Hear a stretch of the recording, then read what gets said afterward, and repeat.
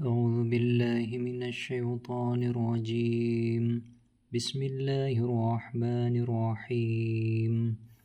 والنازعات غرقا والناشطات نشطا والسابحات سبحا فالسابقات سبقا فالمدبرات أمرا يوم ترجف الراجفة تتبعها الرادفة قلوب يومئذ واجفة أبصارها خاشعة يقولون أئنا لمردودون في الحافرة أئذا كنا عظاما نخرة قالوا تلك إذا كرة خاسرة فإنما هي زجرة واحدة فإذا هم بالساهرة هل أتاك حديث موسى إذ ناداه ربه بالوادي المقدس طوى اذهب إلى فرعون إنه طغى فقل هل لك إلى أن تزكى وأهديك إلى ربك فتخشى فأراه الآية الكبرى فكذب وعصى ثم أدبر يسعى فحشر فنادى فقال أنا ربكم الأعلى فأخذه الله نكال الآخرة والأولى إن في ذلك لعبرة لمن يخشى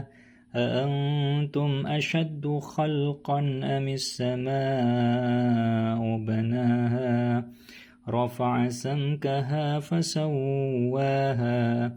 وأغطش ليلها وأخرج ضحاها والأرض بعد ذلك دحاها أخرج منها ماءها ومرعاها والجبال أرساها متاعا لكم ولأنعامكم فإذا جاءت الطامة الكبرى يوم يتذكر الإنسان ما سعى وبرزت الجحيم لمن يرى فأما من طغى وآثر الحياة الدنيا فإن الجحيم هي المأوى وأما من خاف مقام ربه ونهى النفس عن الهوى فإن الجنة هي المأوى يسألونك عن الساعة أيان مرساها فيم أنت من ذكراها إلى ربك منتهاها إنما أنت منذر من يخشاها كأنهم يوم يرونها لم يلبثوا إلا عشية أو ضحاها.